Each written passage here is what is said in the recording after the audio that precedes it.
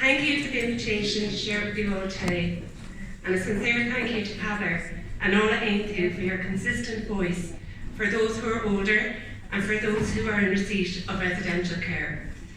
I wish you all well in your work and in your Ardèche today. Care Champions is a family-led volunteer group. We advocate for quality and safe care with appropriate safeguards for people in their own homes, in hospitals, in daycare and residential care settings. Most importantly, we advocate that people receiving care and their families are treated as partners in the care process, and that their experience informs how the state delivers services and responds when things go wrong. Due to the nature of our work, we are regularly approached by care staff who are concerned about unsafe care, abuse and neglect in their organisation, but feel frightened to speak up. We support those staff through protective disclosures, reports to HICWA and other processes. So we are family members, residents and staff who have daily lived experience of government policies and decisions in the care sector. We see these policies in action, and to date we have supported over 8,000 families and 200 care staff with their concerns. We have always supported public health measures, and in the early stages of the pandemic, we understood the need for visiting restrictions. However, we quickly became inundated with family members contacting us with concerns about the quality of care and increased experiences of abuse or neglect of people behind closed doors of nursing homes, disability centres and mental health services. This is no surprise. Our experience in Wave 1, sadly, was reflected in Wave 2, 3 and 4. And many of you may be familiar with some of our families who have participated in RT Investigates, Prime Time and other media outlets to share their stories. In Wave 1, people died without medical care, without the support and in crisis.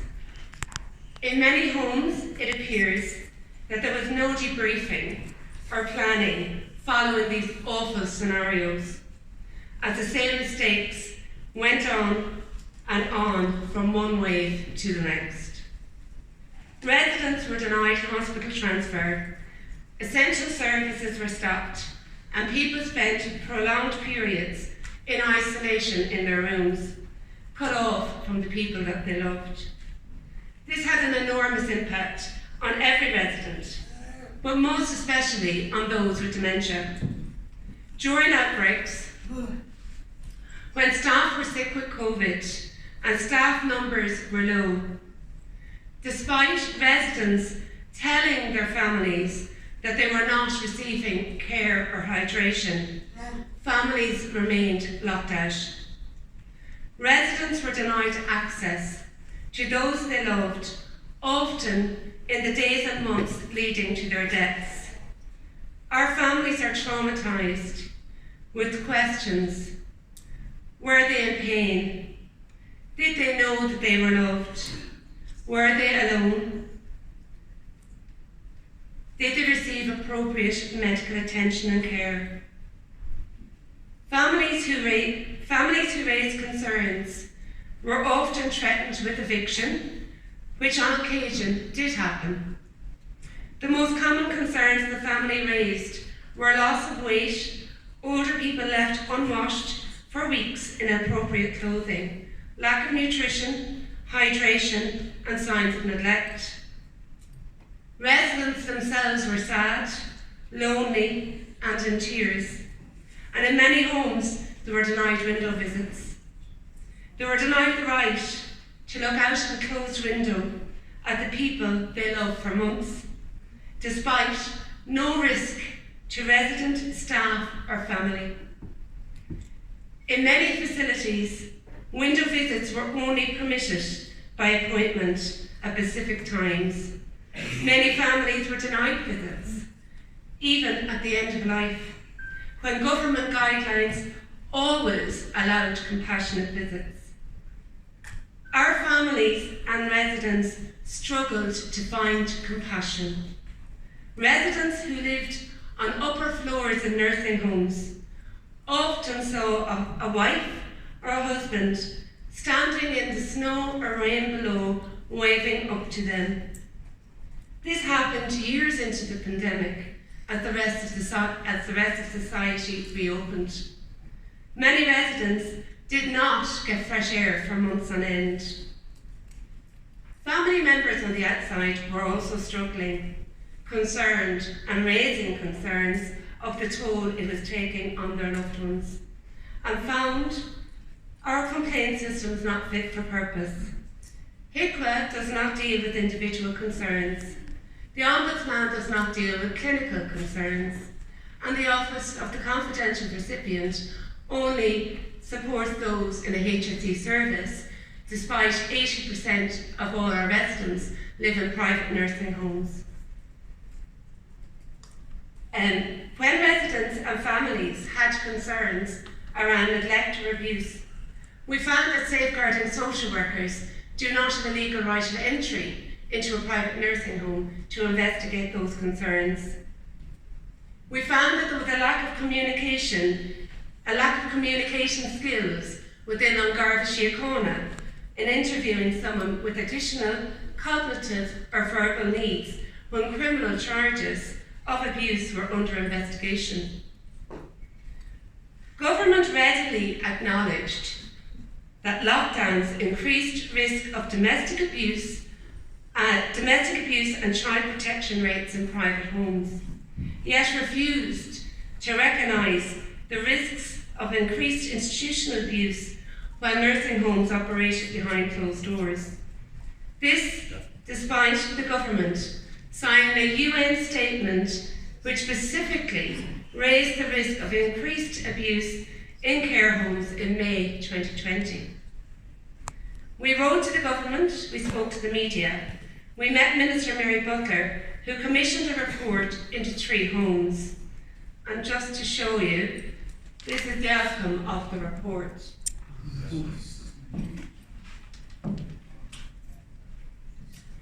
Absolutely nothing changed.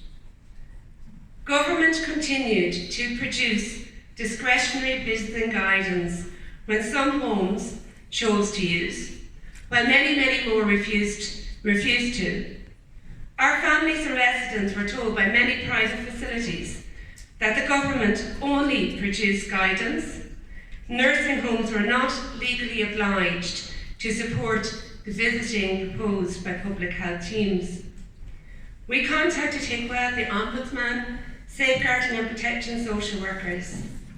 The efforts families had, and at times still has to go through, is and was exhausting. Imagine the 80-year-old spouse of a resident trying to take on the might of a private nursing home. Cocooning became suffocating and smothering for residents, and from the outside looking in, seemed very much like a prison. HICWA, as the regulator, stopped doing in-person inspections for many months in 2020. When they resumed inspections, visiting restrictions were still in place. HICWA inspectors no longer spoke to families, citing the fact that families were unable to visit as rationale. Picking up a phone, it appears, was beyond our regulator. We had concerns around the soft language used in HICWA reports where clear abuse was reframed as poor quality care. The expert panel on nursing homes was led by doctors and a patient representative who in fact was a former nurse. There was no safeguarding, human rights or service user representation, despite the accepted weaknesses in our safeguarding of nursing homes. They did not make a single safeguarding recommendation. Residents and families quickly learned that when harm is experienced, there is no one-stop shop or effective response. Our families continue to share their experiences of infringements of rights, abuse, neglect, and unnecessary separation from residents in the past 3 years. We watched in November 2020, the government in Northern Ireland listened to families and introduced a care partner scheme. This scheme ensured every resident had unlimited access to at least 2 relatives in rotation who are trained as necessary in infection control. It has been in place ever since, has been very successful, ensures residents has their right to family life respected, ensures residents have the support of family members even during outbreaks. It also ensures that family can monitor care standards. The Care Partner scheme is safe and has not led to any rise in infections. The Chief Social Worker in Northern Ireland, in fact, wrote to private nursing homes who were initially resistant and advised that their public funding would be linked to visiting rights. We have asked for this ever since, and government have ignored us. Some of our older family members who campaigned for this have since died, never having secured the right to see their beloved wife or husband in their care setting. While we acknowledge that many people had a positive care experience, our group represents those who've had a negative experience. And it is our hope that in memory of those we have lost in tragic and in oftentimes inhumane circumstances, active reform will not be delayed. Our families, in memory of loved ones, will continue to give them a voice as we campaign for key reform, that our care system will be one that we would all be content to receive care in. The lack of political will has failed people, and we must ensure that the voice of the resident is always heard. Ireland is ageist and appears not to see the person who is and was a very much loved person in their family and community. We have 5 key asks which we believe need to immediately happen and not be delayed. Safeguarding legislation. We have no adult safeguarding laws in Ireland, despite it being worked on for many years in the Shannon. In the absence of law, people have been failed and heinously harmed. Today we acknowledge the lady with the pseudonym Emily, who not only brought her abuser to justice, but she saved others from further harm. Mandatory reporting. Care champions have supported 200 staff members. Staff were silenced, punished, and suffered huge personal losses for doing the right thing. We need to change culture. Complaints should be seen as a learning opportunity, and staff must be protected in raising those concerns. Care partner. In summer 2020, Norway saw the detrimental impact of isolation in residents and patients and brought in a process for safe visiting, which did not increase transmission. In November 2020, the Northern Ireland Executive endorsed a care partner system, allowing 2 family members in rotation to always have access to their loved one. The care partner was tested with staff and in fact took pressure off staff as they were supporting their loved one in the activities of daily living. We today will have people standing at windows waving in to their loved ones. human rights-led public inquiry. The inquiry must have its victims at its heart. The voice of surviving residents, families and staff must be heard. Without proper investigation, we cannot learn the lessons or for any future pandemic that we are told is coming. And number 5, a truth-telling process. Families who are bereaved are denied access to records, primarily in private facilities, as they do not fall under the Freedom of Information system. Families who are misled that their loved ones were well, that they did not have COVID. Those who were denied window visits need to know who was there. Did their loved ones see a doctor? Were they in pain? Did they know that they were loved and not abandoned? Were they given medication?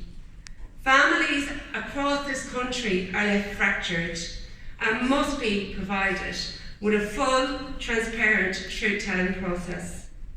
And before I finish, a wonderful gentleman died this week, Joe Foley, and I would like to read to you what he wrote to us in January just past. I missed my family so much during the pandemic. I went from having a visit every single day from one of my daughters and my wife most days, to having no face-to-face visits at all. I am not good with the mobile phone, and I also suffer with hearing problems. I lost touch with what was going on in everyone's life. I felt very lonely, but also lost. I got very down during this time. It seemed endless, never ending. I never want there to be a time again where anyone in charge tells me that I cannot see my wife, especially my wife, or my children and my grandchildren. I felt like I did not own my own life, like I was not a person who had any value. I counted for nothing. This was wrong. It should never have happened before, and it should not ever happen again. And they are the very powerful words of the late Joe Foley. And finally, care champions are clear. Nothing will change until the law changes. It is also clear that political will and action will only take place with sufficient media attention and public pressure. Human rights do not grow old. I just want to say thank you for listening. The ladies at the back have got the standard details on our upcoming demonstration, and we would appreciate your support. And again, I would just like to thank Heather, and we look forward to working and engaging with Aontú in the coming months. Thank you.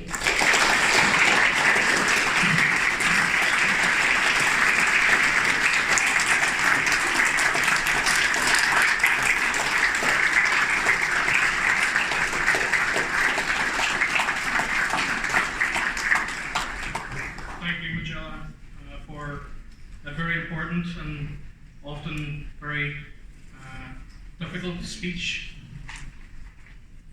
We're very glad to have you and your colleagues here today, and I can assure you that not only are we collectively as delegates and party members very keen to ensure that human dignity is protected right across the public service, but Pater has very proudly championed a very open and transparent process around the pandemic as well. So thank you very much, and I would encourage our elected reps, our area reps and candidates in particular to visit the Care Champion stall just beyond the doors to the main hall here and learn more about their work. We're going to move swiftly on to